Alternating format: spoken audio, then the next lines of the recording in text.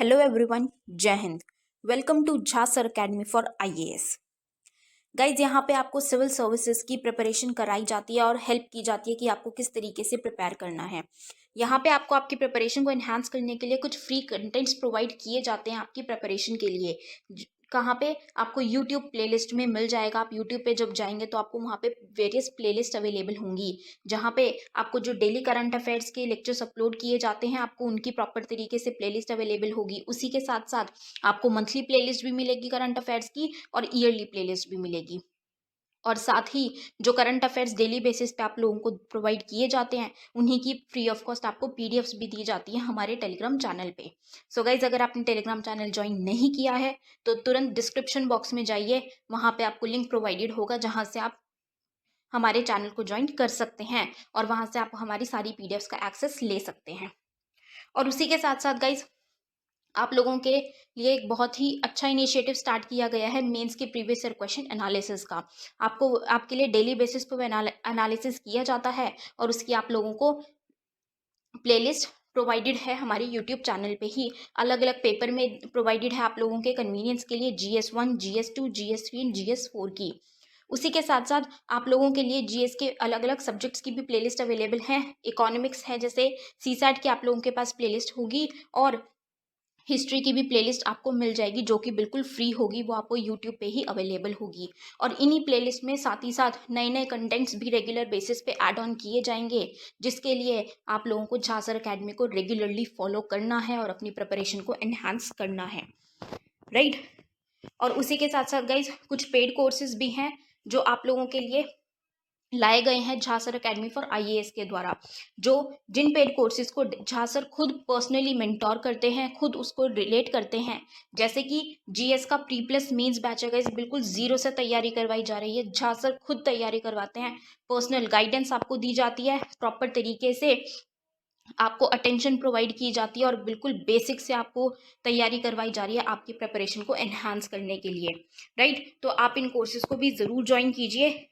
जैसे कि एक मेंस का भी आंसर राइटिंग का टेस्ट सीरीज बैच चल रहा है और प्रीलिम्स का भी टेस्ट सीरीज कोर्स चल रहा है गाइज, जो आपको हमारी ऐप पे टेस्ट सीरीज प्रोवाइड की जाएंगी। 10,000 क्वेश्चंस की आपको प्रैक्टिस कराई जाएगी। वो 10,000 क्वेश्चंस आपको कहाँ पे अवेलेबल होंगे? Jha sir academy for IAS की वेबसाइट पे भी अवेलेबल है और हमारा एक ऐप भी है Jha sir academy for IAS.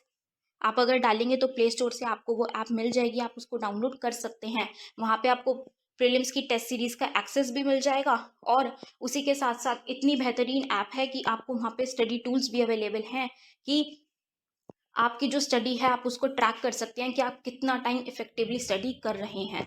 तो इस ऐप को गाइज ज़रूर ज्वाइन कीजिएगा, डाउनलोड कीजिएगा और वेबसाइट भी अवेलेबल है। उस वेबसाइट पे भी आप जाके सब कुछ एक्सेस कर सकते हैं जो कि ऐप पे अवेलेबल है, right. So guys, Jha sir academy को रेगुलरली फॉलो करते रहिएगा।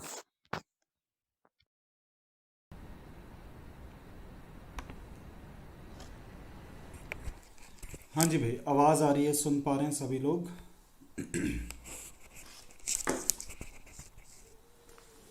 आ जाइएगा सभी लोग भाई, क्लास अपन स्टार्ट कर देते हैं। बहुत बहुत स्वागत है भाई सभी विद्यार्थियों का। रूप जी, गुड इवनिंग बेटा, good evening.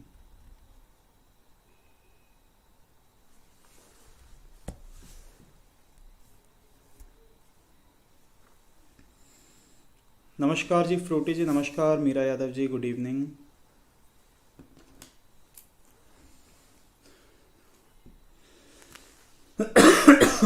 Ansari ji, good evening. तो देखो भाई, क्या कर रहे थे अपन? रेशो एंड प्रपोर्शन कर रहे थे। आज कुछ मिसलेनियस क्वेश्चंस भी मैं आपको करवाऊंगा, बढ़िया बढ़िया सवाल कराऊंगा। पर एक कॉइन्स वाले क्वेश्चन है, ये अपन फटाफट से खत्म कर देते हैं। बेटा साउंड प्रॉपर है कि नहीं? सुन पा रहे हैं, देख पा रहे हैं, सब चीजें सही हैं? ठीक है जी, चलिए स्टार्ट करते हैं। अच्छा, इस क्वेश्चन को करने से पहले एक क्वेश्चन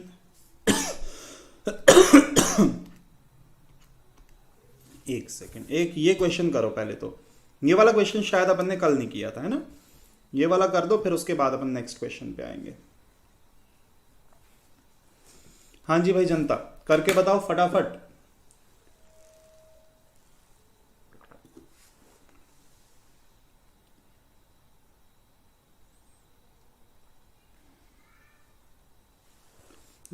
देखो भाई, क्वेश्चन में दिया क्या है कि बैग कंटेन्स 50 रुपीज, 50 रुपए हैं। 1 रुपए 50 पैसे और 25 पैसे के सिक्के हैं। बिल्कुल प्रीति जी, आप क्वेश्चन बेटा पूछो, जो भी क्वेश्चन आप बिल्कुल बेझिझक पूछो। 1 रुपए सॉरी 1:2:2 का उनका क्या है रेशो, 50 पैसे के सिक्कों की आपको क्या है संख्या पूछी गई। अब आप समझो मेरी बात को। आपको मैंने कल फॉर्मूला बताया था कि जो अमाउंट होता है बेटा face value into number of coins होता है। बोलो हाँ या ना। कल बताया था ये फॉर्मूला कि जो अमाउंट होता है बेटा face value into number of coins होता है। ये कल मैंने आपको बताया। अब फेस वैल्यू जो आपको दिया है वो दिया क्या, फेस वैल्यू दिया 1 रुपए 50 पैसे और 25 पैसे। ये आपके पास है फेस वैल्यू, है ना, इतने इतने रुपए के सिक्के हैं। और जो बेटा नंबर ऑफ कॉइन्स हैं उनका रेशो है 1:2:2। ये नंबर ऑफ कॉइन्स हैं। तो मैं अमाउंट कैसे निकालूंगा? अब देखिएगा, आपको बात को यहां पे ध्यान से समझना। या तो पूरा सवाल आप पैसे में हल करोगे, या तो पूरा सवाल आप पैसे में हल करोगे बेटा, या तो आप किस में, रुपए में हल करोगे। आपके पास दो ऑप्शंस हैं।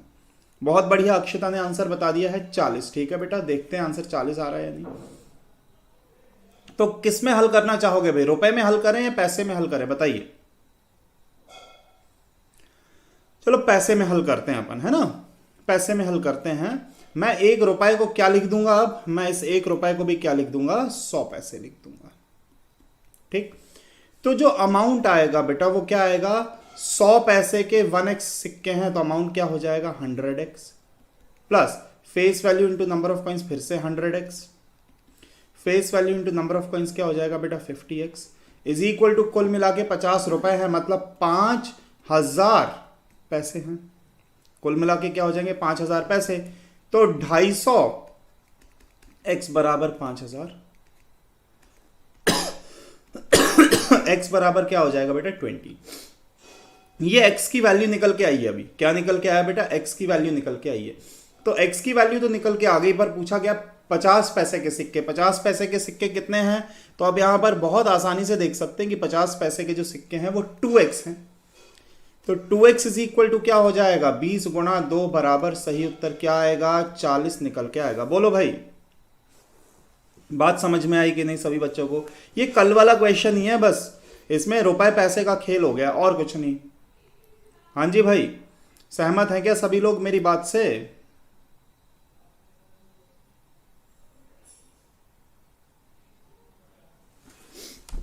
ठीक है, बहुत बढ़िया बेटा, बहुत बढ़िया। 40 40 40 काफी लोगों ने निकाल लिया। चलो नेक्स्ट क्वेश्चन पर आते हैं।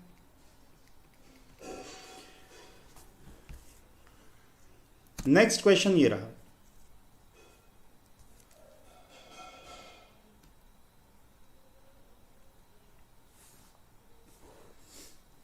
ये क्वेश्चन करके देखिए भाई।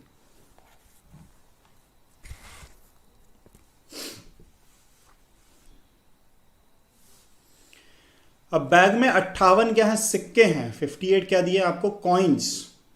5 रुपए 2 रुपए 1 रुपए के सिक्के हैं। अब आपको 5 रुपए के सिक्कों की संख्या निकालनी है, अमाउंट का आपको रेशो दिया है। अब ये क्वेश्चन थोड़ा कॉम्प्लेक्स है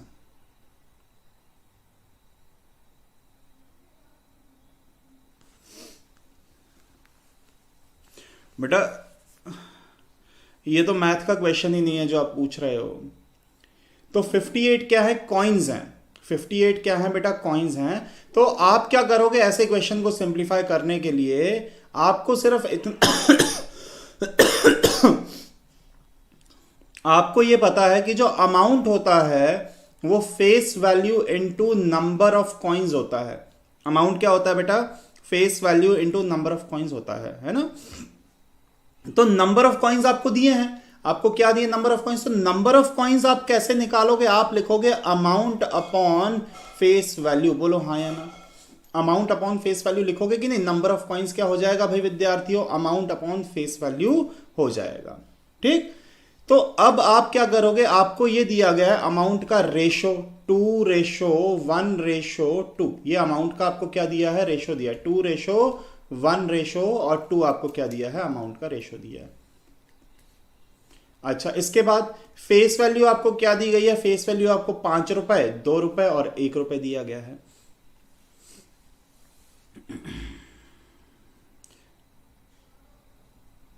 अच्छा, प्रीति राजपूत बोल रही हैं 400 800 का मान 6 बताया था पर समझ नहीं आया था कैसे। मैं बता देता हूं बेटा, 400 800 का मान 6 कैसे आएगा, ये अपन देख लेते हैं।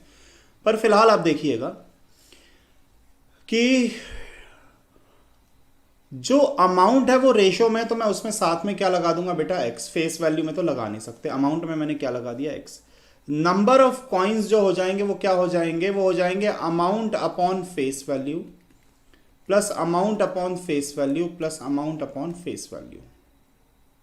ठीक। और यही जो निकल के आ रहा है बेटा, टोटल करना जरा, तो एलसीएम क्या आएगा? 10 कितना हो जाएगा? 4x plus 5x plus 20x is equal to, ये कितना है? नंबर ऑफ कॉइन्स आपको 58 दिया है, इंप्लाइज दैट 29x बटा 10 बराबर क्या हो गया बेटा? 58। तो यहां से x की वैल्यू क्या निकल के आ रही? सीधा सीधा x की वैल्यू क्या निकल के आ गई बेटा? 2 निकल के आ गई। सीधा सीधा x की वैल्यू क्या निकल के आ गई है? 2 निकल के आ गई है। क्या ये बात सभी को समझ में आ रही है? सॉरी, 2 क्यों, 20 निकल के आएगी। x की वैल्यू क्या निकल के आ जाएगी? 20 निकल के आ जाएगी।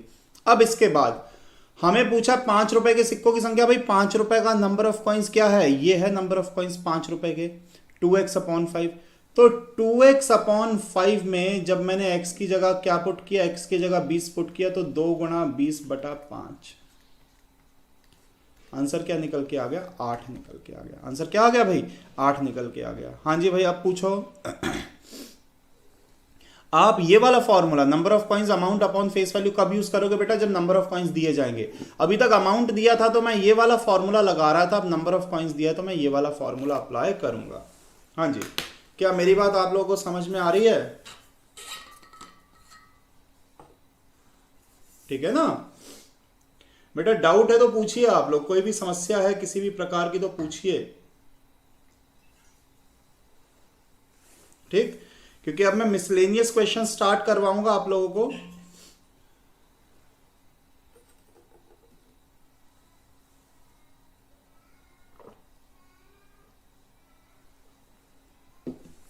जितना मैंने पढ़ाया है अभी तक, जितने भी क्वेश्चंस किए बेटा, इसमें लगभग सारे कॉन्सेप्ट अपन कवर कर चुके हैं, हर वैरायटी इसमें अपन कवर कर चुके हैं, है ना। फिर भी अपन आगे और बहुत अच्छे अच्छे अब सवाल देखने वाले हैं, है ना। तो मैं पीपीटी थोड़ा चेंज कर लेता हूं, इसको हटाते हैं।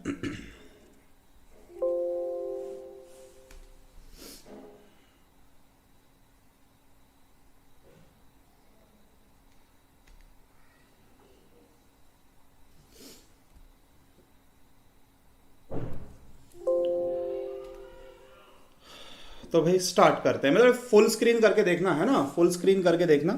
रेशियो एंड प्रपोर्शन, बहुत ठंडे दिमाग से सारी चीज़ें अब आपको समझनी है ना। कलर मैं चेंज कर लेता हूँ, वाइट ले लेते हैं ना, शायद ये विजिबल, हाँ ये बढ़िया से दिख रहा है। हाँ अच्छा बेटा, 400-800 वाला आप पूछ रहे थे, प्रीति राजपूत पूछ रहे थे वो 400-800 वाला। बेटा देखो 100 साल में सीधी सीधी बात होती है कि अगर कोई लीप सेंचुरी है, कोई लीप सेंचुरी है, तो लीप सेंचुरी में बेटा 25 लीप ईयर हो जाएंगे और 75 नॉर्मल ईयर हो जाएंगे, है ना। 25 लीप ईयर, 75 नॉर्मल ईयर। एक लीप ईयर में 2 दिन एक्स्ट्रा होते हैं तो 50 दिन ऐसे ही हो गए, और एक नॉर्मल ईयर में 1 दिन एक्स्ट्रा होता है तो 75 ये हो गए। तो कुल मिला के 125 क्या हो गए भाई? Extra days, 125 extra days. अब अगर आप इसे 7 से डिवाइड करते हो, इसे अगर 7 से डिवाइड करते हो, 7 1 ज़ा 7, क्या बचेगा यहां पर रिमाइंडर भाई? 5। तो कितना हो जाएगा? 7 7 ज़ा 49, क्या बच रहा है रिमाइंडर? 6। तो 6 जो निकल के आ रहा है, रिमाइंडर निकल के आ रहा है, इसीलिए किसी भी लीप सेंचुरी का कोड क्या हो जाएगा बेटा? 6 हो जाएगा। किसी भी लीप सेंचुरी का कोड क्या होगा? 6 होगा, है ना। विजिबल है कि नहीं प्रॉपर? कलर अपन ब्लैक ट्राई करते हैं, हाँ ब्लैक विजिबल है, ठीक है जी। चलो तो फिर अपन स्टार्ट करते हैं। सबसे पहले मैं बता रहा हूं बेटा, क्वेश्चंस बेस्ड ऑन प्रपोर्शन। जैसे फोर्थ प्रपोर्शन, ये क्वेश्चन मैंने आपको पहले भी इस प्रकार के करवाए हैं, तो मैं चाहूंगा फटाफट सभी बच्चे आंसर बता दें। बेटा फोर्थ प्रपोर्शन आपको निकालने को कहा गया। बेटा 24 लीप ईयर। प्रीति राजपूत जी, नॉर्मल सेंचुरी में कहा था मैंने, जैसे 100 है, 100 नॉर्मल सेंचुरी है, तो 24 लीप ईयर होंगे, 76 नॉर्मल ईयर हो जाएंगे, है ना। अब आपने कहा 400 सेंचुरी, बेटा 400 खुद तो लीप ईयर है ना, 400 खुद क्या है, लीप ईयर है, तो यहां पर 25 लीप ईयर हो जाएंगे। नॉर्मल सेंचुरी होती है, आपने कोड किसका पूछा बेटा, 400 800 वाले का पूछा है आपने, तो 400 800 तो लीप सेंचुरी होती है ना, इसलिए तो मैं बोल रहा हूं नॉर्मल वाले में बेटा 5 दिन एक्स्ट्रा होते हैं, लीप वाले में 6 दिन एक्स्ट्रा होते हैं। 14 आ गया, चलो बहुत बढ़िया। 12:21 समानुपाते 8:x, तो क्या हो जाएगा, 12x is equal to 21 into 8, तो कैंसिल आउट करोगे 2 3 7, तो x बराबर क्या आ रहा है भैया, 14 निकल के आ रहा है। हाँ जी, सभी को समझ में आई बात, सभी लोग सहमत है भाई जो मैंने किया है इससे। बहुत बढ़िया बेटा, 14 आपका आंसर निकल के आ गया। ठीक, बेहद आसान। मिसलेनियस का एक क्वेश्चन देखो भाई, क्वेश्चन देखो मिसलेनियस का एक है, बहुत ध्यान से देखना, फुल स्क्रीन करके देखना आप। कह रहा है कि 3 successive angle of a cyclic quadrilateral are in the ratio of 1:3:4, 1:3:4। अब पूछा क्या है आपसे, find the measure of the fourth angle, चौथा एंगल पूछा है साइक्लिक क्वाड्रिलेटरल। अब भाई इसके लिए सबसे पहले आपको पता होना चाहिए कि साइक्लिक क्वाड्रिलेटरल होता क्या है। सारे के सारे क्वेश्चंस बेटा अब जो मैं करवा रहा हूं, ये सारे के सारे क्वेश्चंस जो हैं ये एग्जाम्स में आए हुए हैं, एक एक क्वेश्चन एग्जाम में आया हुआ है, चाहे वनडे एग्जाम हो चाहे यूपीएससी सीसेट हो। अब जितने भी मैं कराऊंगा 50-60 सवाल जितने भी मैं कराऊंगा, एक एक क्वेश्चन एग्जाम में आया हुआ है। ठीक, समझना। साइक्लिक क्वाड्रिलेटरल बेटा क्या होता है, सबसे पहले आपको ये पता होना चाहिए साइक्लिक क्वाड्रिलेटरल क्या होता है, कि एक सर्कल के अंदर अगर आप एक क्वाड्रिलेटरल बनाते हैं, ऐसा क्वाड्रिलेटरल जिसके चारों वर्टेक्स सर्कल के ऊपर ही हो, ऐसे क्वाड्रिलेटरल को अपन क्या कहते हैं बेटा, साइक्लिक क्वाड्रिलेटरल कहते हैं। ऐसे क्वाड्रिलेटरल को अपन क्या कहते हैं, cyclic quadrilateral. A B C और डी, आंसर क्या निकाल के बताया है आपने, 40 डिग्री, अभिनव बोल रहे हैं 160। चलो देखते हैं बेटा साइक्लिक क्वाड्रिलेटरल, उम्मीद करता हूं सभी बच्चे सहमत होंगे। क्या होता है कि जो किसी सर्कल के अंदर बनाया जाता है। अब इसकी खास बात क्या है साइक्लिक क्वाड्रिलेटरल की, बेटा खास बात यह है कि angle A plus angle C किसके बराबर होगा, 180, और angle B plus angle D भी क्या होगा, 180 डिग्री। मतलब इसमें जो अपोजिट एंगल्स होते हैं, आमने सामने वाले, इनका सम 180 डिग्री होता है। जो आमने सामने वाले होते हैं ना, जैसे ए है तो ए का सम करो सी के साथ 180 होगा, है ना, और डी का सम करो बी के साथ 180 होगा। अब ये बोल रहा है कि एंगल है 1:3:4, चौथा नहीं पता, चौथा ही निकालना है अपने को। अब समझना, आमने सामने वाले मतलब 1:4, सम क्या हुआ 5, जो कि कितना होता है, जो कि होता है बेटा 180 डिग्री। तो 1 बराबर क्या हो जाएगा, 36 हो जाएगा या नहीं। ठीक, तो एंगल बी और डी का भी तो सम क्या होगा, angle B plus angle D भी क्या हो जाएगा, 180 डिग्री। एंगल बी है अपना 3 प्लस एंगल डी बराबर 180। ठीक है ना, तो 3 इंटू 36 प्लस एंगल डी बराबर क्या हो जाएगा बेटा, 180। 36 इंटू 3 क्या होता है, 108 plus angle D is equal to 180 degree. तो भैया एंगल डी क्या निकल के आ रहा है, 72 डिग्री निकल के आ रहा है। पूछो भाई क्या डाउट है, क्या सभी बच्चों को बात समझ में आई या नहीं। हाँ जी, थोड़ा सा इसमें ज्योमेट्री का तड़का लग गया है ना।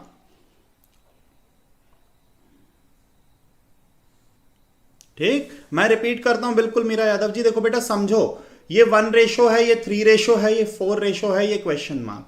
तो आमने सामने वाले 1 और 4 मतलब सम क्या हुआ 5 बराबर 180, तो 1:36।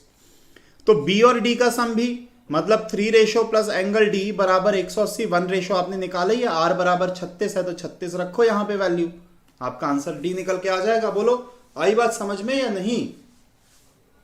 ठीक है ना बेटा, बहुत बढ़िया क्वेश्चन है ये, बहुत बढ़िया। बच्चे इसमें क्या करते हैं, बोलते सर कोई सा भी तो एंगल दिया नहीं, यहां पे कोई भी एंगल तो हमें दिया नहीं है, एक आधा एंगल दे देता तो हम हल कर देते, बिना किसी एंगल के हम कैसे हल करें? तो बच्चे कंफ्यूज हो जाते हैं। चलो कोई बात नहीं। ये वाला क्वेश्चन इस प्रकार का बेटा मैं सवाल आपको करवा चुका हूं, अगर आपको याद है तो। इस प्रकार का एक सवाल मैंने करवाया है जहां सैलरी इंक्रीज हो रही है, नंबर ऑफ लेबर डिक्रीज हो रहा है, इस प्रकार का एक सवाल मैं आपको करवा चुका हूं। प्रीति जी एक और बार समझा दें? बेटा कुछ नहीं है, देखो प्रीति जी, आमने सामने वाले एंगल है, क्या दिया आपको 1:3:4 ये दिया है, तो 1:3:4, तो इनका सम हो गया 5 जो कि 180 होगा, तो 1:36, तो इनका सम 3 और क्वेश्चन मार्क मतलब angle D, 3 plus angle D 180, ratio की वैल्यू मैंने 36 रख दी, बस बात खत्म। हाँ जी, ये वाला सवाल आपको करके बताना है, ये वाला सवाल आपको करके बताना है कि नेट इफेक्ट क्या होगा, है ना। देखो भाई, सबसे पहले आप 26 सही 2/3 को बदलो, 26 सही 2/3 जो परसेंटेज है बेटा, इसको फ्रैक्शन में बदलो। 26 सही 2/3 मतलब 80/3%। बोलो हाँ या ना? 26 थी 78 प्लस 2 80/3। अब मैं फ्रैक्शन में बदलना चाहूंगा तो परसेंटेज को क्या लिखूंगा? 80/300। क्या सहमत हैं आप लोग मेरी बात से? 80/300 लिखूंगा, 0 से 0 कट गया और 2 के पहाड़ से काटेंगे बेटा 4/15। 26 सही 2/3 का मतलब क्या होता है? 4/15। ठीक है ना। पहले तो मैंने फ्रैक्शन में बदला, मैंने 26 2/3 को क्या लिख सकते हैं? 4/15। जैसे आपने पढ़ा होगा ना, 50% का मतलब क्या होता है? आधा। क्यों? क्योंकि 50/100 क्या होता है? आधा। 25% का मतलब क्या होता है बेटा? 25/100 मतलब क्या होता है? 1/4। ऐसे ही 26 2/3 का मतलब क्या होता है? 4/15 होता है। हाँ बेटा, ये परसेंटेज वैल्यू है जिसको मैंने फ्रैक्शन में कन्वर्ट किया, क्योंकि मैं रेशियो एंड प्रोपोर्शन के मेथड से आपको बता रहा हूं। अब सुनना मेरी बात, कि जो यहां पर दिया फैक्ट्री में प्रत्येक कामगार का वेतन, जो इंडिविजुअल की सैलरी है वो 22 से बढ़कर क्या हो गई है? 25। 22 से बढ़ के क्या हो गई? 25। पर जो नंबर ऑफ लेबर है वो 26 2/3% कम हो रहा है। मतलब पहले अगर 15 थे तो अभी 4 कम हो गए, 15 पे 4 की कमी हो गई, तो 15 से कम हो गए, क्या बचे? 11 बचे बेटा। 15 थे तो 4 क्या हो गए? कम। 26 2/3 मतलब 15 पे 4 कम हो जाएंगे, तो 15 से 4 कम होंगे तो क्या हो जाएंगे? 11। बोलो हाँ या ना? सभी बच्चे सहमत हैं इस बात से? ठीक। अब गुणा करते हैं अपन, मल्टीप्लाई करते हैं, क्योंकि मैं टोटल सैलरी निकालना चाहूंगा। तो एक आदमी को 22 रुपए दे रहे हो, तो 15 आदमी को कितना दोगे? 330। 15 आदमी को कितना दोगे? 330। और एक आदमी को 25 रुपए दे रहे हैं, तो 11 आदमी को कितना दोगे? 275। कितना दोगे बेटा? 275। कुछ नहीं, मल्टीप्लाई कर दो। तो कितने रुपए का प्रभाव पड़ा? तो आप देखोगे बेटा 55 रुपए कम हो गए। कितने कम हो गए? 55 रुपए कम हो गए। जबकि इनिशियली हम दे कितना रहे थे? हम तो 330 दे रहे थे। 330 पे अगर 55 रुपए कम हो गए तो परसेंटेज में क्या फर्क पड़ रहा है? ये हो गया 5, ये हो गया 3, तो बेटा 50/3% का फर्क पड़ रहा है। 50/3% का फर्क पड़ रहा है। आप इसे हल करके लिख सकते हो, क्या लिख सकते हो? 16 सही 2/3%। आप इसे क्या लिख सकते हो बेटा? 16 सही 2/3%। क्या मेरी बात समझ में आ रही है? 16 2/3% क्या हो गया? कम हो गया। कैसे पता पड़ा कम हो गया बेटा? पहले 330 से 275 हो गया, मतलब कम हो रहा है। कितना परसेंट कम हो रहा है? 55 की कमी हो रही है 330 पे, तो 16 सही 2/3% क्या हो गया जी? कम हो गया। चलो बहुत बढ़िया, बहुत बढ़िया, सभी को समझ में आ रही है बात। अब मैं प्रोपोर्शनैलिटी के ऊपर बेस्ड कुछ सवाल कराता हूं आपको आसान से।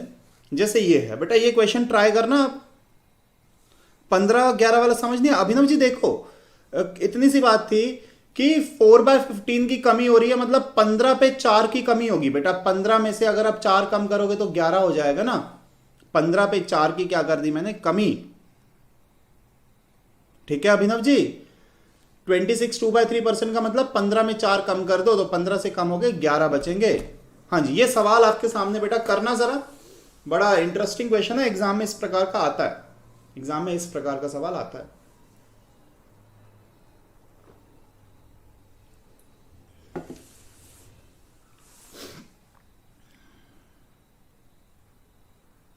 बेटा बटे में 100 लगा दो विपिन जी।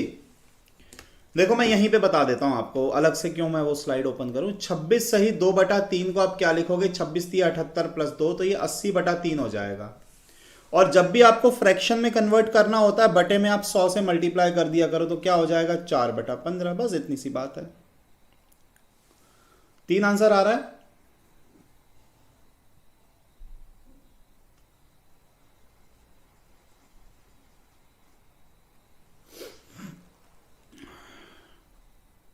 ठीक है,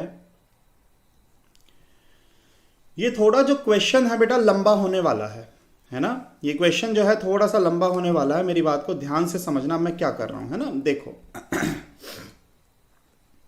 6 7 15 और 17 में क्या जोड़ा जाए, क्या जोड़ा जाए कि ये रिजल्टिंग नंबर क्या हो जाए, प्रोपोर्शनल हो जाए, प्रोपोर्शनल हो जाए।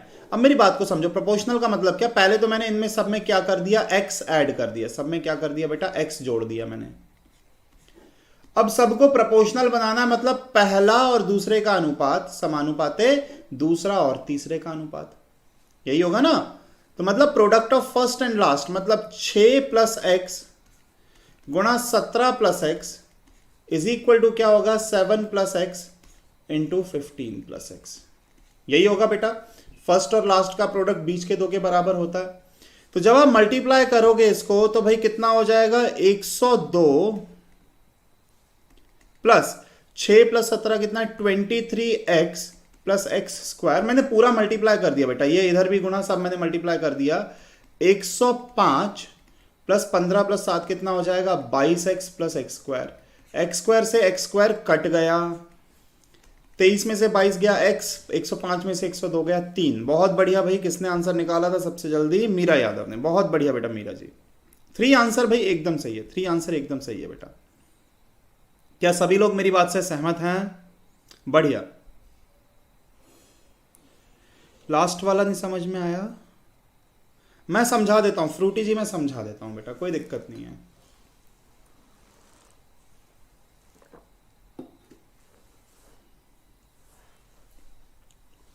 अब देखो ये तो आप लोगों को समझ में आ गया होगा, है ना, इसमें तो कोई कठिनाई आपको नहीं होनी चाहिए।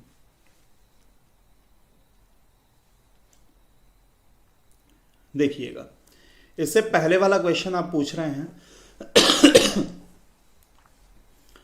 बेटा फ्रूटी, देखो इंडिविजुअल की सैलरी 22 से 25 हो गई और नंबर ऑफ लेबर 15 से 11 हो गया। 15 से क्या हो गया, 11, क्योंकि जब मैंने फ्रैक्शन में कन्वर्ट किया तो 4/15 आया, जिसका मतलब 15 में 4 आपको क्या करना है, कम करना है, घटा देना है। 15 में क्या करना है, 4 कम करना है। तो 22 रुपए दे रहे हो और 15 लोग हैं, तो 22 रुपए अगर 15 लोगों में बांटोगे तो आपको टोटल बेटा 330 रुपए देना पड़ेगा। और 25 रुपए अगर 11 लोगों में बांटोगे तो 275 देना पड़ेगा। इसका मतलब पहले जब मैं 330 दे रहा था, अब मैं 275 दे रहा हूं, तो मेरे 55 रुपए की कमी हो रही है। टोटल इफेक्ट क्या हो रहा है, 55 रुपए, कितने पर, 330 पे। तो 55/330 गुणा 100 कर दोगे भाई, फ्रैक्शन में कन्वर्ट हो जाएगा, सॉरी परसेंटेज में कन्वर्ट हो जाएगा। अगला सवाल, हाँ जी भैया, ये वाला क्वेश्चन भी आप लोग कर चुके हो, रेशो फाइंड करने वाला। ये तो बेहद आसान है, ये तो आ ही जाना चाहिए सबका। A/B आपको क्या दिया है, 7/9। बेटा B/C आपको क्या दिया हुआ है, 5/7। ठीक, तो A/C क्या हो जाएगा, A/C क्या होगा, तो A/C निकालने के लिए पहले मैं A/B/C निकाल लेता हूं। मैंने आपको क्या बताया था, इनको मल्टीप्लाई करो, 7 × 5 35 रेशो 9 5 45 रेशो 9 × 7 क्या हो जाएगा, 63। तो ए और सी का अनुपात क्या हो रहा है, 35:63, 35:63। और अगर ये काट पा रहे तो 7 के पहाड़ से काट दो, 5:9। बहुत बढ़िया मीरा यादव जी, बहुत बढ़िया, एकदम सही किया बेटा आपने। ठीक है। किसी भी बच्चे को बेटा डाउट आ रहा है तो पूछ लो।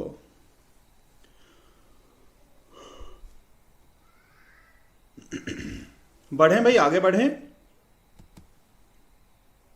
ये रहा बेटा अगला क्वेश्चन, करके बताना जरा। x is equal to 1/3 of y is equal to half of z। x ratio y ratio z बोल रहा है। x ratio y ratio z निकालने को आपसे कहा जा रहा है ना। कुछ नहीं है, आपको सीधा सीधा पता है x रेशो y बराबर 1/3 है। y रेशो z बराबर क्या है बेटा, 1/2 है। y रेशो z क्या है आपके पास, 1/2 है। तो x ratio y ratio z क्या हो जाएगा, x ratio y ratio z 1/3/6, 1/3/6। ये आपके क्वेश्चन का आंसर है। हाँ जी भाई, बात समझ में आई कि नहीं? ठीक है ना, ऐसे ही करोगे ना। ये x अपॉन वाई, यहां से अगर आप y को अपॉन में लेके आ जाओगे तो बेटा x अपॉन वाई बराबर 1/3 आएगा, और दूसरी इक्वेशन से y/z बराबर क्या आएगा, 1/2 आएगा। बस अगला क्वेश्चन करना जरा।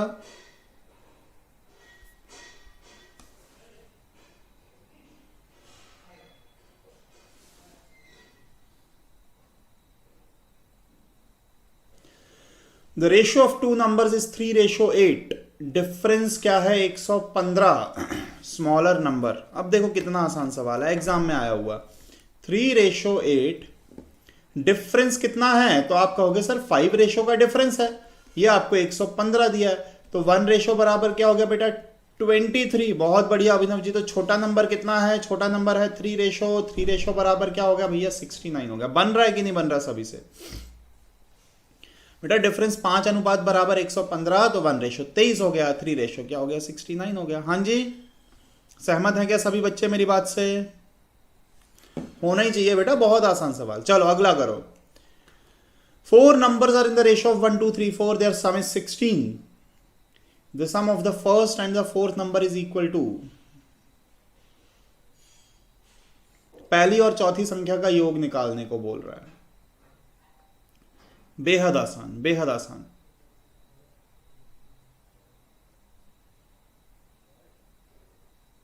बहुत बढ़िया अभिनव जी, बहुत बढ़िया। भाई बाकी बच्चे नहीं कर पा रहे क्या? बाकी बच्चे आंसर्स बताइए भाई, इतना आसान सवाल है, सभी से बनना चाहिए। देखो 1 2 3 4 का मतलब है सम हो गया 10 रेशो, जो कि आपको 16 दिया है। पहले और आखिरी का सम क्या होगा भैया, 5 रेशो होगा। तो 5 रेशो बनाने के लिए मैं हाफ कर देता हूं ना, सीधा सीधा डिवाइडेड बाय 2। 10 रेशो जब मेरे को पता, 5 रेशो के लिए डिवाइडेड बाय 2, आंसर क्या आ गया, 8 आ गया। बात खत्म बेटा। चारों का नंबर का जो सम है कितना हो रहा है, 10 रेशो। तो 10 रेशो बराबर आपको क्या दिया है, 16। पहले और आखिरी का सम कितना है, 5 रेशो। तो 5 रेशो क्या हो जाएगा, 8 हो जाएगा या नहीं? हाँ जी भाई, बाकी जनता कॉपी पेन लेके बैठी है कि नहीं?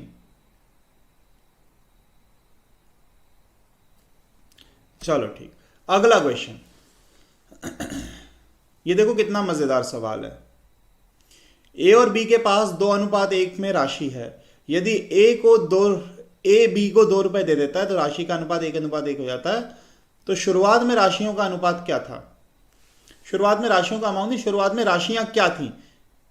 शुरुआत में राशियां आपको बतानी है भाई, राशियां क्या थी।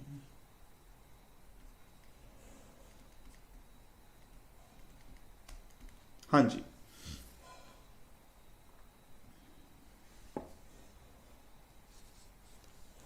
करो फटाफट, फटाफट कर दो। कोई बात नहीं बेटा प्रीति जी, अभी अभी करके देखो। ए 4 और बी 2। कंफर्म एकदम? अभिनव जी आपका आंसर एकदम कंफर्म है क्या?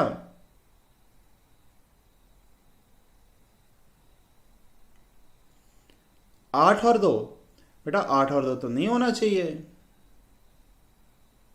देखो, अगर आप बोल रहे हो कि 4 रुपए और 2 रुपए हैं, बेटा 4 रुपए और 2 रुपए हैं, तो सही है, पहले तो रेशो 2:1 था, पर ए ने अगर 2 रुपए बी को दे दिए तो ए के पास 2 रुपए बचे, बी के पास 4 रुपए हो गए, तो ये तो 1:2 हो गया, बराबर तो हुआ ही नहीं। जब ए 2 रुपए बी को दे देगा तो बराबर बराबर हो जाना चाहिए।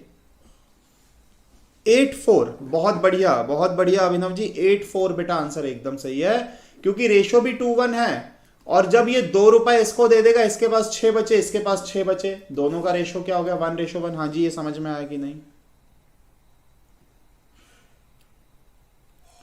ठीक है ना, कोई बात नहीं अभिनव जी। देखो समझो मेरी बात को, अब सबसे पहले ए के पास है 2x, बी के पास कितना बेटा 1x।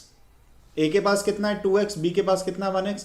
ए ने अपने 2 रुपए निकालकर अगर बी के पास ऐड कर दिए, ए में से 2 माइनस किया, बी में 2 ऐड किया। देखो समझो प्रियंका जी, मैं बता रहा हूं कि ए और बी का जो इनिशियल रेशो है बेटा 2:1 है।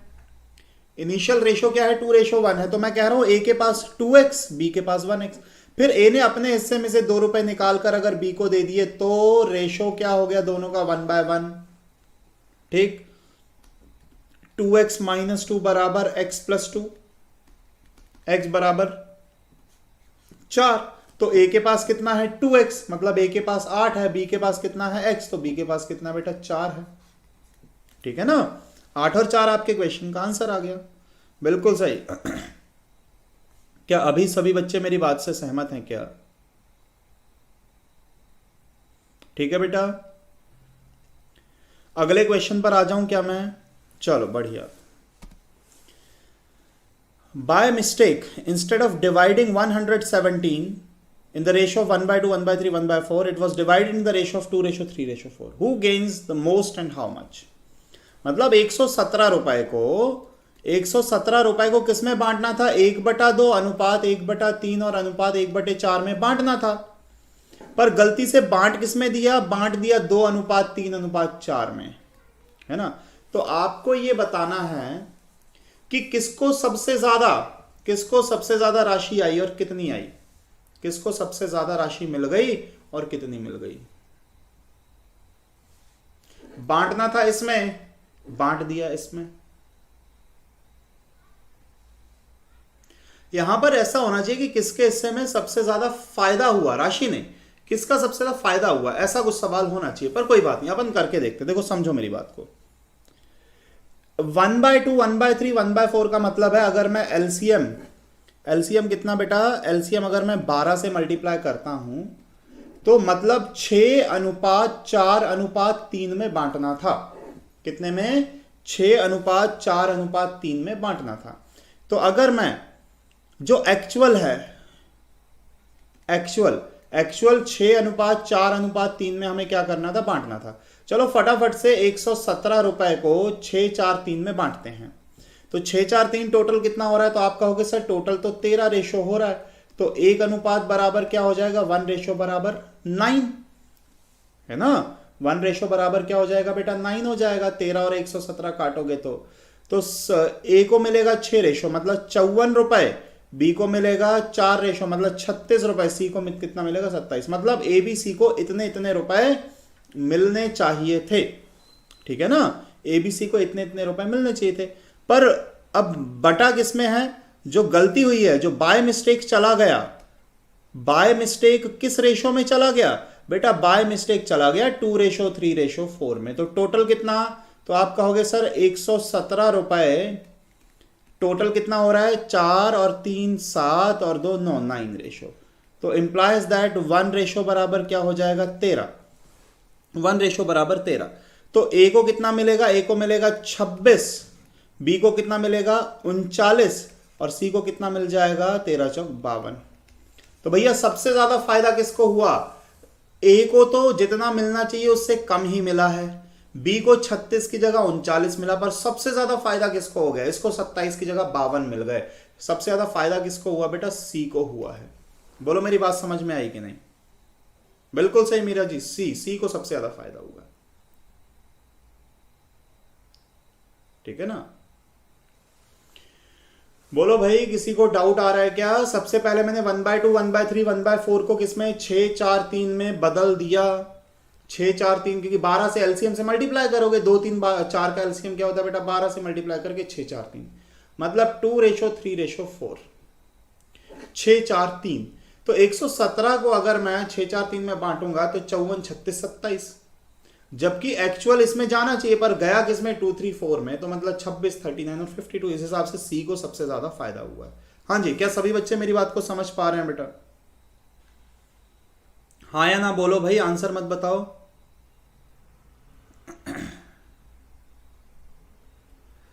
बिल्कुल, देखो आप एक और तरीका कर सकते हो सत्य प्रकाश जी। हाँ देखो, मेरी बात को समझना, आप लोग आप क्या कर सकते हो? आप अगर 117 को ना भी, हालांकि फर्क नहीं पड़ेगा, जो अब मैं बता रहा हूं ना उससे ज्यादा फर्क नहीं पड़ेगा। 1/2, 1/3 और 1/4, इसको जब आपने 12 से मल्टीप्लाई किया तो रेशो क्या हो गया? 6:4:3 हो गया। मतलब टोटल राशि क्या हो गई? टोटल राशि हो रही है 13। यहां पर टोटल अमाउंट कितना हो रहा है? 13 रुपए है, जो ए को 6 चले गए, बी को 4 और सी को 3 चले गए। अब अगर बात करूं मैं इसकी, तो 2:3:4 हो गया। गया किसमें? 2:3:4 में। देखो अब मेरी बात को समझना, अगर नहीं नहीं ऐसा नहीं, सत्य प्रकाश जी ऐसा नहीं करना भाई, ऐसे नहीं करना, मेरी बात को समझना। अब ए को यहां सबसे ज्यादा मिल रहा था, पहले ए को ज्यादा मिल रहा था, इनिशियली ए को ज्यादा मिल रहा है, फिर उससे कम बी को, उससे कम सी को, पर हो क्या गया? उल्टा हो गया। ए को सबसे कम मिल रहा है, बी को उससे ज्यादा, सी को सबसे, तो ऑब्वियसली दिख रहा है कि जहां पहले सी को सबसे कम मिल रहा था, अब सी को सबसे ज्यादा मिल रहा है, तो फायदे में कौन हुआ? तो फायदे में बेटा सी हुआ। डायरेक्ट नहीं बता सकते क्या आप? हाँ या ना बोलो भाई। यहां ए को ज्यादा मिल रहा था, अब ए का हिस्सा सबसे कम हो गया। बी के बारे में अपन अभी चर्चा नहीं कर सकते, क्योंकि जब तक मैं टोटल को इक्वेट नहीं कर दूंगा तब तक नहीं मैं बता पाऊंगा कि बी को क्या फायदा हो रहा है कि नुकसान हो रहा है। पर हां, मैं ये जरूर बता सकता हूं कि यहां सी को सबसे कम मिल रहा था, पर अब सी को सबसे ज्यादा मिल रहा है, मतलब सी को तो कंफर्म है कि सी को सबसे ज्यादा फायदा होगा। बात वहीं पर खत्म हो जाती है, ठीक है ना? अब अगर आप चाहो कि सर 117 की जगह कोई बड़ी वैल्यू होती तो क्वेश्चन करने का कोई आसान तरीका बता दो, तो मैं ये कह रहा हूं कि आप कुछ मत करो। आप देखो कि पहले आप 117 को भूल जाओ, आप 117 को देखो ही मत कि 117 दिया है। हो सकता है 117 की जगह कुछ वैल्यू बहुत ज्यादा बड़ी दे दे और बहुत ज्यादा कॉम्प्लेक्स वैल्यू दे दे। तो आप ऐसे क्वेश्चन में ये देखो कि यहां है टोटल 13 रुपए और यहां हो रहे हैं टोटल 9 रुपए, यहां टोटल कितने हो रहे हैं? 9। तो डिस्ट्रीब्यूशन तो बेटा इक्वल अमाउंट का ही हुआ होगा ना। जो यहां जो राशि का वितरण हुआ है और यहां जो वितरण हुआ है, मतलब डिस्ट्रीब्यूशन तो इक्वल अमाउंट का हुआ होगा। यहां 13 रुपए है, यहां 9 रुपए, बराबर कर लो, ऊपर 9 से गुणा कर दो, नीचे 13 से गुणा कर दो। मैं जैसे ही 9 से गुणा करूंगा तो जो एक्चुअल रेशो है, मतलब जिसमें बढ़ना चाहिए था, ऊपर 9 से गुणा किया तो क्या हो गया? 54:36:27। और जो रॉन्ग वाला डिस्ट्रीब्यूशन हुआ है वहां पे 13 गुणा होगा तो 13 दूना 26, 13 तिया 39 और 13 चौक 52। देख लो सी को ही फायदा हो रहा है सबसे ज्यादा।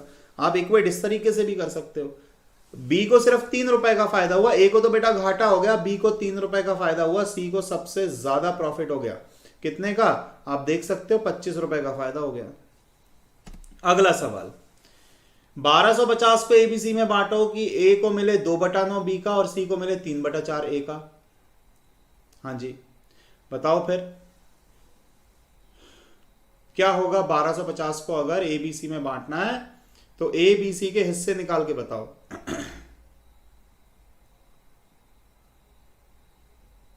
बेटा तरीके बहुत सारे हैं, बहुत कुछ किया जा सकता है। आपको अगर सीजीएल वगैरह देना होता तो न जाने क्या क्या पढ़ा देता मैं आपको। नंबर सिस्टम ही 1 महीने चलता सीजीएल में तो। बिल्कुल बेटा सब में होगा प्रियंका जी। देखो ए को क्या मिल रहा है? ए को बी का 2/9 मिल रहा है, मतलब सीधा सीधा ए रेशो बी जो है बेटा 2:9 है। ए रेशो बी जो है ना वो 2:9 है। और ए को सी का कितना मिल रहा है? 3/4। ए को सी का क्या मिल रहा है बेटा? 3/4 मिल रहा है, मतलब ए रेशो सी 3/4। यहां तक बात समझ में आई कि नहीं? अब डिस्ट्रीब्यूशन करने के लिए मेरे पास ए बी सी का रेशो होना चाहिए। डिस्ट्रीब्यूशन करने के लिए मेरे पास क्या होना चाहिए? ए बी सी का रेशो होना चाहिए। हाँ जी ये बात समझ में आ रही है कि नहीं? आपको ए और बी का रेशो पता है, ए और सी का रेशो पता है। एबीसी का रेशो चाहिए। अब कैसे करोगे? क्या ऐसे ही एन वाला मेथड लगा दूं, क्या मैं एबीसी का रेशो आ जाएगा? हाँ या ना बोलो भाई। एन वाला मेथड लगा दूं, एबीसी का रेशो आ जाएगा? बोलो यस या नो, फटाफट कमेंट करो, आएगा या नहीं आएगा एबीसी का रेशो? मतलब एबीसी का रेशो क्या 6:27:36 लिख दूं मैं, ऐसे उल्टा एन जो बना के अपन करते हैं ना, ऐसे करके, क्या आएगा? बेटा नहीं आएगा, बिल्कुल नहीं आएगा। क्यों नहीं आ सकता? क्यों नहीं आ सकता? क्योंकि वो सिर्फ तब ही काम करता है कि जब ए रेशो बी दिया है और फिर बी रेशो सी दिया है। यहां और यहां पर सेम वैल्यू होनी चाहिए, यहां और यहां क्या होनी चाहिए? सेम वैल्यू, तब काम करता है वो। पर यहां तो कॉमन जो है इस पोजीशन पे दिया हुआ है, नहीं करेगा काम। तो काम क्या करेगा? सेम बनाने वाला मेथड, ए जो कॉमन है भैया उसको सेम बनाओ। यहां 2 है ए और यहां 3 है, बराबर बनाओ। कैसे? क्रॉस मल्टीप्लाई, ऊपर करो 3 से गुणा, नीचे करो 2 से गुणा। इसको यहां मल्टीप्लाई कर दो, इसको यहां मल्टीप्लाई कर दो, अपने आप ए क्या हो जाएगा? बराबर। मतलब अब मेरे पास ए रेशो बी क्या हो गया? जब मैंने 3 ऊपर गुणा किया तो ये हो गया 6:27। और ए रेशो सी क्या हो गया मेरे पास? ए रेशो सी हो गया, जब मैंने 2 गुणा किया तो 6:8। तो ए तो दोनों जगह मेरा बराबर हो गया। ए क्या हो गया मेरा? दोनों जगह पे 6। यहां पे बी मेरा क्या हो चुका है? 27। और सी मेरा क्या हो चुका है बेटा? 8 हो चुका है। ये एबीसी का क्या निकल के आ गया? रेशो। अब बांट लो आप 1250 रुपए को, अब कोई दिक्कत नहीं होगी आपको। बहुत बढ़िया विपिन जी, बहुत बढ़िया। 1250 को इस रेशो में बांट लो, अब कोई दिक्कत नहीं होगी। ठीक है ना? कितना हो जाएगा? 33, और यहां पर प्लस आ जाएगा कितना? 8। ये तो अभी भी डिस्ट्रीब्यूशन में कोई इसमें समस्या कैंसिल आउट नहीं हो रहा क्या? ये 6 और 27 और कितना है? 8।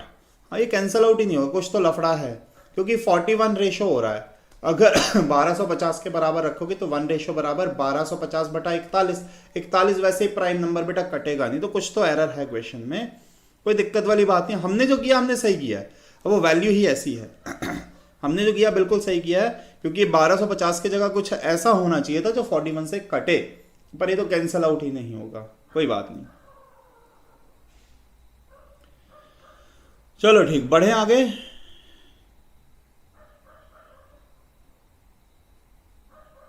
अच्छा सी, हाँ ये अपन ने उल्टा पढ़ लिया ना। हाँ हाँ हाँ, बिल्कुल सही बोल रहे हो, अंसारी जी ने ये बात बोली है, अपन ने सवाल उल्टा पढ़ लिया।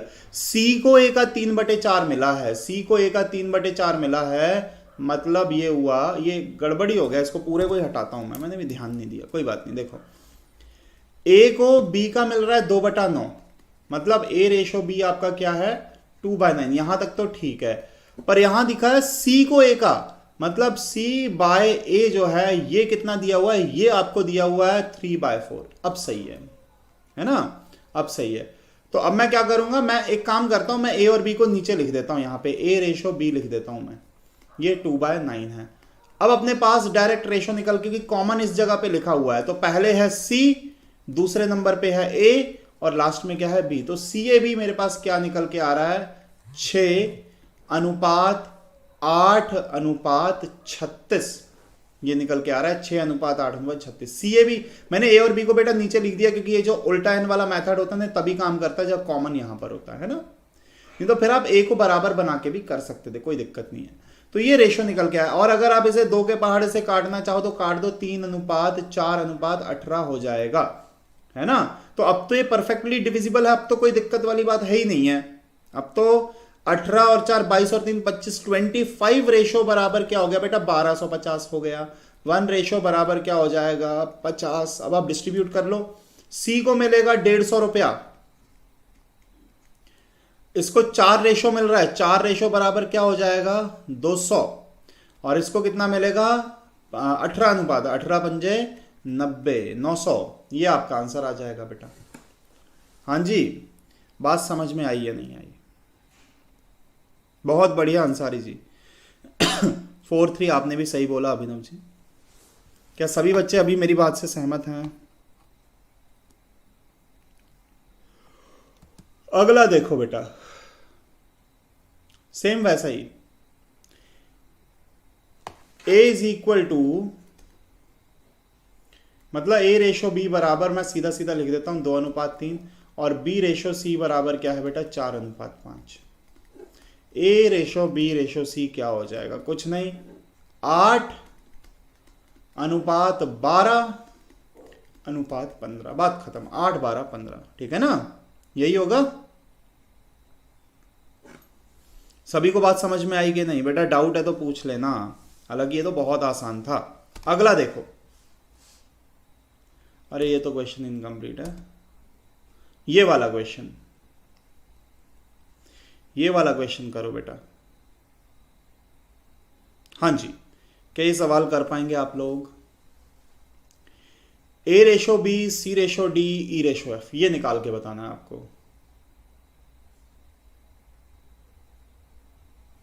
देखो ऐसे क्वेश्चंस में कुछ नहीं करना, मेरी बात को ध्यान से समझना। ए बाय, मैं कलर चेंज कर लेता हूं, ब्लैक कर लेते हैं अपन। ए बाय बी बराबर सी बाय डी बराबर ई बाय एफ बराबर क्या है बेटा 1/2, ये आपको दिया है ना।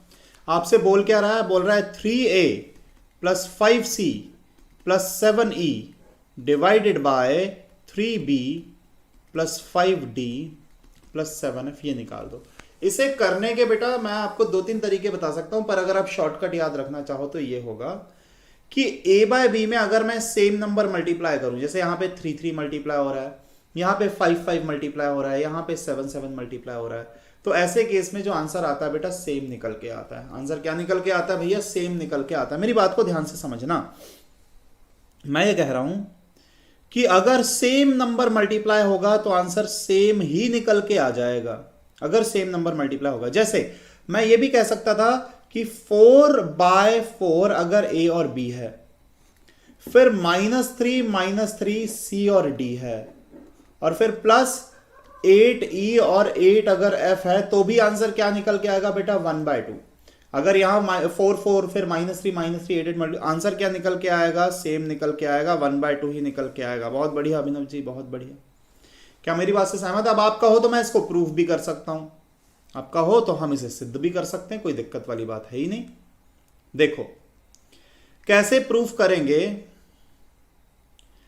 आप बेटा, ये कर सकते हो कि a बाय बी बराबर क्या है 1/2, a बाय बी बराबर क्या है अपना 1/2 है। तो मैं ऐसा करता हूं, अगर a बाय बी अपना 1/2 है तो मैं लिख सकता हूं 2a is equal to be.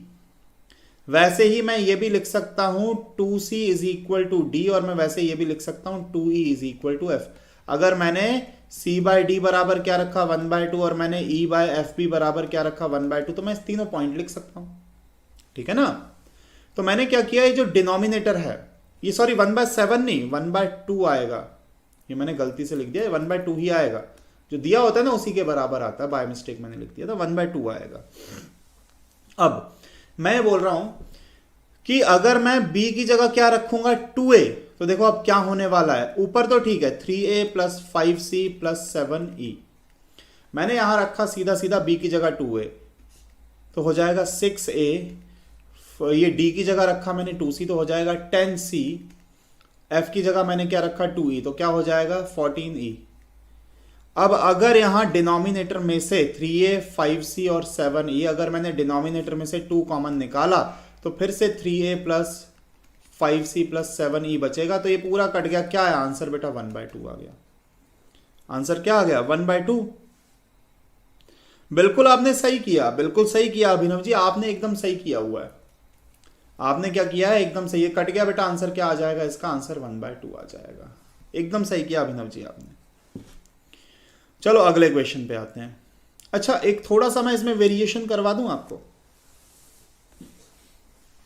थोड़ा सा इसमें अपन क्या कर सकते हैं, लेवल थोड़ा सा बढ़ा सकते हैं। देखिए आगे क्वेश्चन नहीं, आगे वैसा क्वेश्चन है नहीं, मैं इसी में थोड़ा सा वेरिएशन आपको बता देता हूं। देखो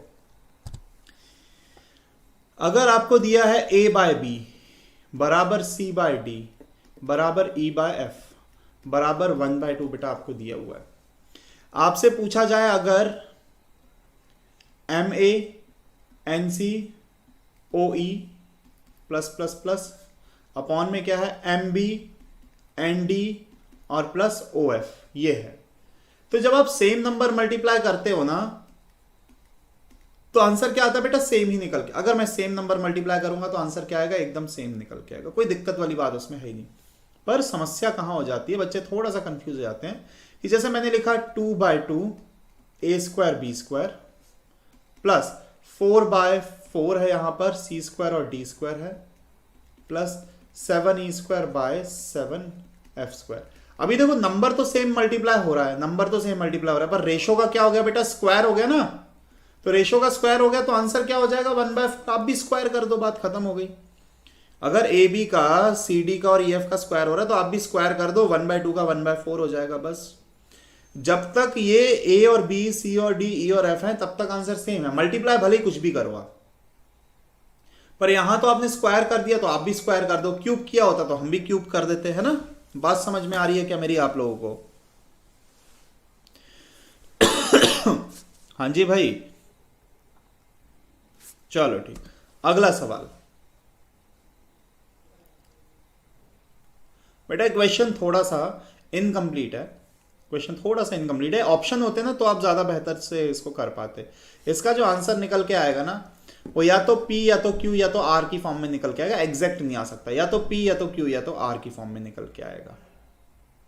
ठीक, क्योंकि P/Q/R इज इक्वल टू 1/2/4 दिया है। तो मैंने क्या मान लिया कि मैंने वैल्यू मानी P बराबर क्या हो गया बेटा x, Q बराबर क्या हो गया 2x और R बराबर क्या हो गया 4x। R बराबर क्या हो गया 4x हो गया। ठीक है जी, सहमत है सभी लोग? चलो PQR की जगह वैल्यू रखो, 5x² प्लस Q² मतलब 4x² प्लस R² मतलब 16x²। तो 16 और 9 ये तो 25x² हो रहा है। तो ये आंसर क्या आएगा बेटा 5x।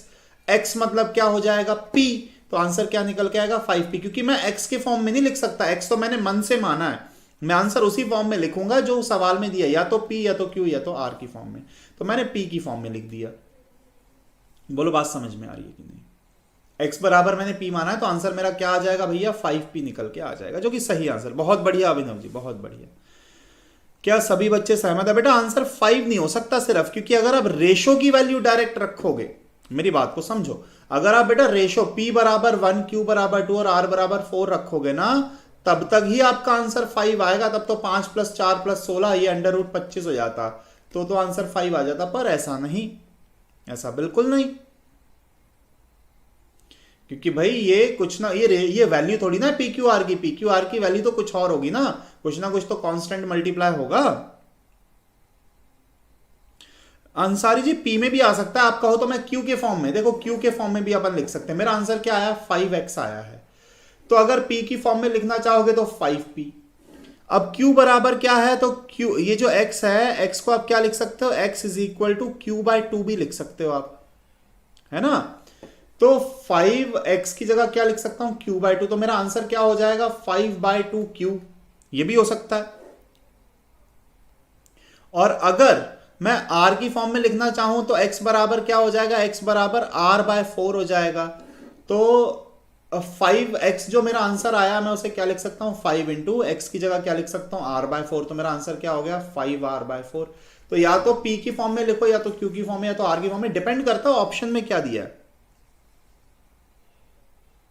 हाँ जी अंसारी जी, क्या पूछ रहे हो आप? आंसर डिपेंड करता है ऑप्शन में। ठीक, चलो बढ़िया। अगला क्वेश्चन ये बड़ा ही आसान है, इसमें आप सीधा सीधा x और y की जगह 2-3 रख दो, कोई दिक्कत नहीं होगी। यहां आप डायरेक्ट वैल्यू रखो और बताओ आंसर क्या निकल के आ रहा है। डायरेक्ट सीधी सीधी वैल्यू रख दो और बता दो कि आंसर क्या आ रहा है।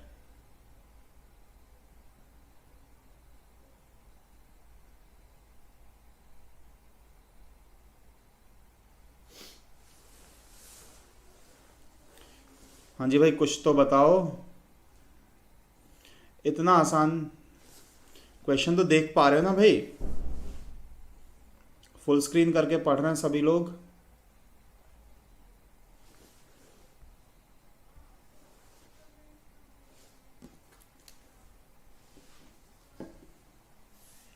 बहुत बढ़िया, बहुत बढ़िया। तो x/y आपको क्या दिया बेटा 2/3 दिया है। 4/11 12/33 12/33 राकेश जी सही है, उसको काटो तो 3 के पहाड़े से। सूक्ष्म जी आप भी 3 के पहाड़े से काटो ना। मैंने बोला था रेशो जो होता है सिंपलेस्ट फॉर्म में को प्राइम नंबर होना चाहिए। तो 3x प्लस 2y बटा 9x plus 5y, 3 into x की जगह रखा 2, 2 इंटू वाई की जगह रखा 3 बटा 9, x की जगह रखा 2 और प्लस 5 y की जगह क्या रखा 3। ठीक, तो कितना हो जाएगा 6 प्लस 6 बटा 18 प्लस 15, तो क्या हो रहा है 12 बटा 33 तो हो रहा है, पर आप 3 के पहाड़ से काटोगे तो सही आंसर क्या आएगा 4/11। बहुत बढ़िया, 4/11, काफी बच्चों ने कर दिया।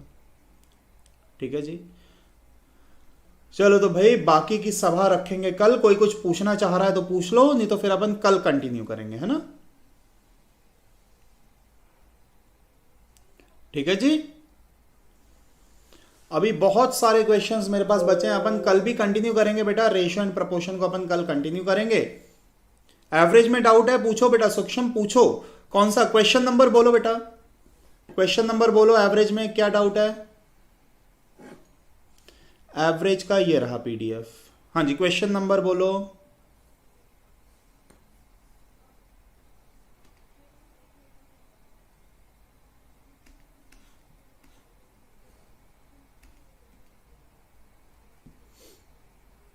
Question number 5।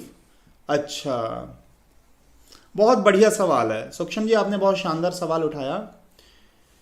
ए बी सी है, ए का 83 है, बी का 76। एक सेकेंड, मैं क्वेश्चन आपको बेटा, मैं भी फोटो खींच लूं, मैं आपको क्वेश्चन करवा देता हूं अभी के अभी। और सभी, कोई नहीं जाएगा बेटा, सभी लोग इस क्वेश्चन को करके ही जाएंगे। सभी लोग इस क्वेश्चन को भैया करके ही जाएंगे। क्वेश्चन नंबर 5 आप पूछ रहे हैं ना। देखो, मैं क्वेश्चन नंबर 5 आपको, बड़ा मजेदार सवाल है और मैं इसको करने का तरीका भी आपको उतना ही मजेदार बताऊंगा। जितना अच्छा सवाल है, तरीका मैं आपको कोशिश करता हूं उतना ही अच्छा आपको तरीका भी बता पाऊं। सुनना, सभी लोग बने हुए हैं? हाँ जी, देखो चलो, अब क्वेश्चन आपको यह दिया गया है कि 3 science classes A B C life science test लिया गया है। इसमें एवरेज जो है क्लास ए का जो एवरेज दिया है आपको, बहुत ठंडे दिमाग से समझना। क्लास ए का जो एवरेज मार्क्स आ रहा है बेटा, ये आ रहा है 83। क्लास बी का जो एवरेज निकल के आ रहा है वो 76 निकल के आ रहा है। और क्लास सी का जो एवरेज निकल के आ रहा है वो 85 निकल के आ रहा है। फर्दर ए और बी का कंबाइंड एवरेज 79 है। फर्दर बी और सी का शायद दिया है कंबाइंड एवरेज आपको 81 दिया है। तो ए बी सी तीनों का कंबाइंड एवरेज आपसे पूछा जा रहा है। किसका पूछा जा रहा है बेटा? ए बी सी का कंबाइंड एवरेज पूछा जा रहा है ना। यही वाला आप पूछ रहे हैं? ठीक है जी सूक्ष्म जी, क्वेश्चन नंबर 5 भी और 19 भी। देखो बेटा, सबसे पहले मैं नंबर ऑफ स्टूडेंट्स पता करूंगा। एबीसी में क्या पता करूंगा? नंबर ऑफ स्टूडेंट्स, है ना। सबसे पहले नंबर ऑफ स्टूडेंट मैं पता करूंगा। कैसे? मैं एलिगेशन लगाऊंगा। अगर नंबर ऑफ स्टूडेंट, तो 83 79 माइनस क्या आया 4 76 और ये इनको माइनस किया तो कितना आ गया बेटा? ये आ गया 3। अब मैं इसको बी और सी को माइनस करूंगा तो ये तो 4 ही आएगा, और इसको माइनस करेंगे तो ये कितना निकल के आ रहा है? 5। मतलब नंबर ऑफ स्टूडेंट्स का रेशो क्या है? 3:4:5। मतलब क्लास ए में जो एवरेज है 83 है, पर स्टूडेंट कितने हैं? नंबर ऑफ स्टूडेंट है 3। क्लास बी में एवरेज तो 76 है, पर बच्चे कितने हैं? क्लास बी में बेटा बच्चे जो हैं, नंबर ऑफ स्टूडेंट जो अपने पास, वो 4 बच्चे हैं। एन क्या है? 4। और क्लास सी में एवरेज तो 85 है भैया, बच्चे कितने हैं? बच्चे हैं 5। बोलो बात समझ में आई कि नहीं सूक्ष्म जी? ठीक। अब इसके बाद बेटा प्रोसीड करने के, क्योंकि अब अगर आप ये फॉर्मूला लगाते हो कि एवरेज निकालने के लिए, कंबाइंड एवरेज निकालने के लिए 83 है, 3 बच्चों का, तो मल्टीप्लाई करके total divided by number of student, ऐसे करोगे तो बेटा टाइम लगेगा। मैंने क्या किया? मैंने एज्यूम्ड एवरेज मेथड यूज किया। इसको बोलते हैं मानक माध्य विधि, है ना, एज्यूम्ड एवरेज। तो मैंने क्या किया? मैंने मान लिया कि एवरेज 80 है। मैंने मान लिया, मन से ले लिया कि जो एवरेज है वो 80 है। प्लस अब यहां तो जो मैंने माना है उससे कितना ज्यादा? 3 ज्यादा है, और 3 बच्चों का मतलब 9 ज्यादा हो गया।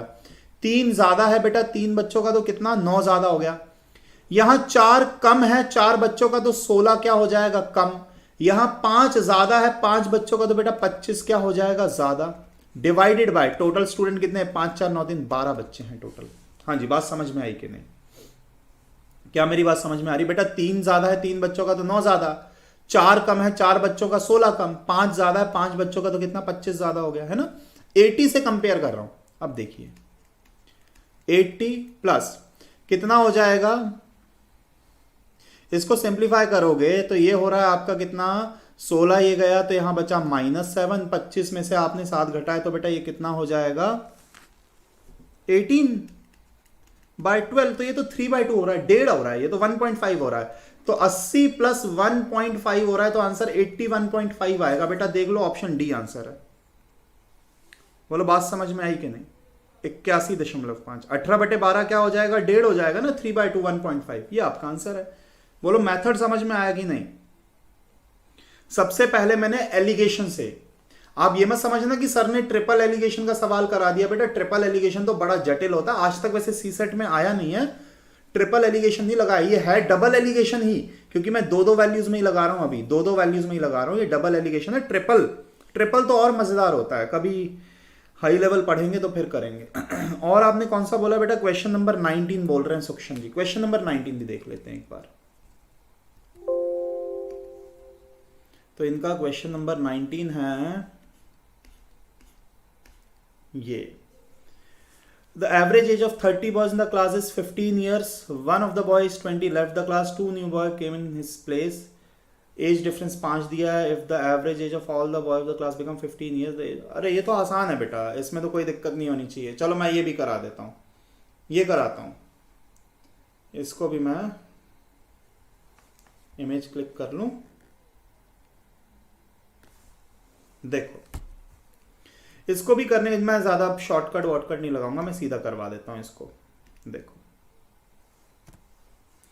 ये कहा जा रहा है कि एवरेज 30 बच्चों का क्या है 15 साल, 30 स्टूडेंट हैं, एवरेज क्या है 15। मैं अब कम ज्यादा वाला मेथड लगा सकता हूं, पर मैंने टोटल निकाला। टोटल क्या हो जाएगा बेटा? टोटल हो जाएगा 30 बच्चों का 15 एवरेज, मतलब इनकी टोटल एज क्या हो गई 450 ईयर्स।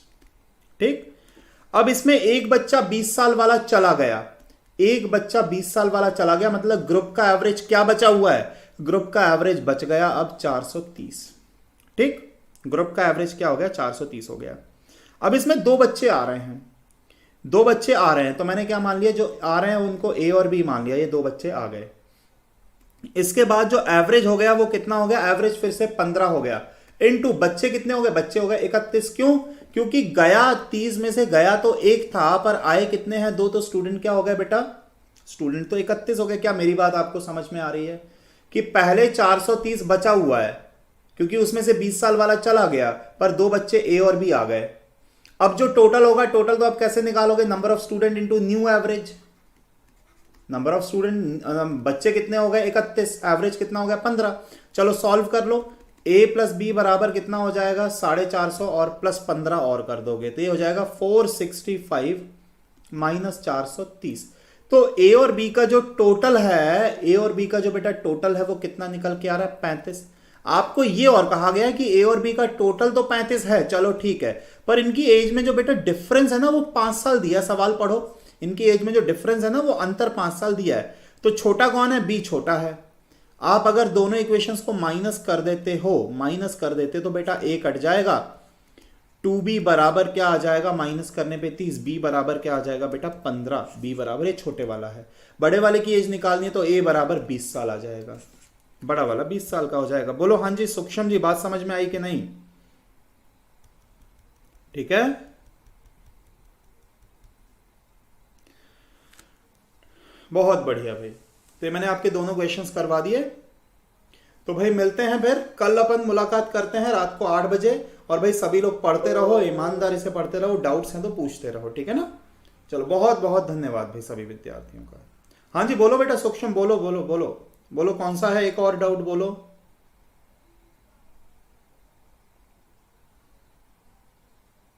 हाँ जी, डाउट का बेटा नंबर लिखो, क्वेश्चन नंबर बोलो, मैं करवा देता हूं अभी।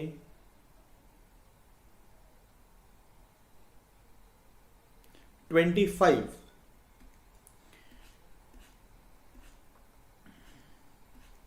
ये है If the average weight of 6 student is 50, if 2 student of the average 51 kilogram is added and other student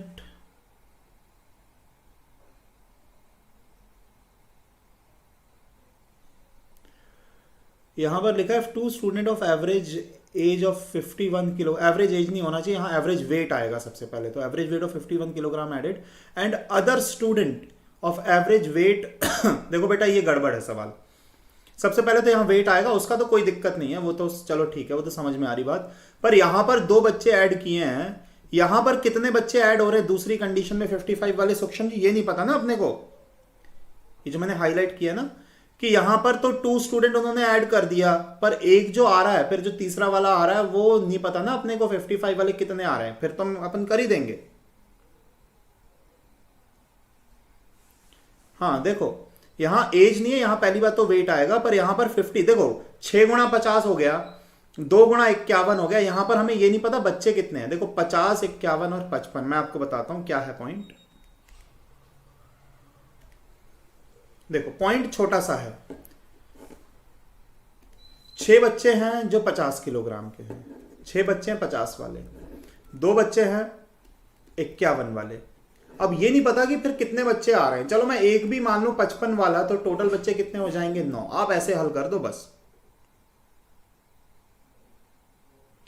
बेटा। एज ईयर्स फ्रैक्शन में हो तो आप उसे महीने में कन्वर्ट कर सकते हो ना, कोई दिक्कत वाली बात नहीं है। यहां नंबर ऑफ स्टूडेंट नहीं पता इसलिए मैं 1 मान रहा हूं, ये नंबर ऑफ स्टूडेंट यहां पर देना चाहिए है ना। तो आप सॉल्व करोगे कितना हो जाएगा 300 प्लस 102 प्लस 55 बटा क्या हो जाएगा बेटा 9, तो कितना हो रहा है 57 और 457 हो रहा है बाय 9, कितना है 9। तो आप सॉल्व भी करोगे तो 9 ये 50 पॉइंट कितना हो जाएगा 7, 50.7 के आसपास आएगा। देखो जैसे कैसे करेंगे बेटा कन्वर्ट, बहुत आसानी से कन्वर्ट कर सकते हैं। जैसे एज आ रही है अगर 21:3/4 ईयर्स, ऐसा आ रहा है 21:3/4 ईयर्स आ रहा है, तो अब 21 3/4 को बेटा गुणा 12 करके महीने में बदल दो ना, तो 21 साल और 9 महीने, ऐसा कर सकते हैं ना सूक्ष्म जी, ठीक 21 साल और 9 महीने। बोलो बेटा बात समझ में आ रही है मेरी, ठीक। कभी भी फ्रैक्शन में हो बेटा उसमें बचे हुए में गुणा 12 कर दो, आपका महीने में कन्वर्ट हो जाएगा, पर ये कटना चाहिए 12 से, है ना। कभी कभार अब उसने बोल दिया 21 साल और 3/5, अब 5 तो 12 से कटेगा ही नहीं, अब क्या करोगे, कुछ नहीं हो सकता। देखो आपके पास सपोज किसी व्यक्ति की एज आ रही है 21 3/4, ये जो 3/4 फ्रैक्शन में इसमें 12 महीने गुणा करो, एक साल में 12 महीने होते हैं बेटा, तो 21 साल और 9 महीने हो गया। पर मैं ये बोल रहा था अगर फ्रैक्शन 3/5 है तो 3/5 तो 12 से कटेगा नहीं, है ना। तो इसलिए ऐसा क्वेश्चन से अपने को बचना है कि 3/5 है तो आप उसको फ्रैक्शन में ही रहने दो, ऑप्शन में फ्रैक्शन में आंसर होगा, क्योंकि मंथ में एग्जैक्ट कन्वर्ट होगा ही नहीं, तो इसको अपन साल में ही रहने देंगे और ऑप्शन में आंसर फिर इसी फॉर्मेट में होगा। ठीक है जी, चलो ठीक बेटा, और कुछ पूछना चाहो तो पूछो, फटाफट से कमेंट कर दो। ठीक है बेटा, 1/9 भी नहीं कटेगा ना, 1/9 भी तो 12 से नहीं कटेगा, 1/9 होता तो भी तो कहां वो 12 से कट रहा है, 1/9 भी अगर आप ले रहे हो तो 12 से नहीं कटेगा, है ना। तो महीने में हम तभी कन्वर्ट करेंगे ना जब वो 12 से कटेगा, आप कट ही नहीं रहा तो आप उसे फ्रैक्शन में ही छोड़ दो, कुछ कर ही नहीं सकते उसमें। ठीक, चलिए तो फिर बहुत बहुत धन्यवाद बेटा, मिलते हैं कल रात को 8 बजे, आगे के क्वेश्चंस अपन कंटिन्यू करेंगे, बहुत सारे क्वेश्चंस बचे हुए हैं अभी, है ना, तो कल अपन कंटिन्यू करते हैं। बहुत बहुत धन्यवाद।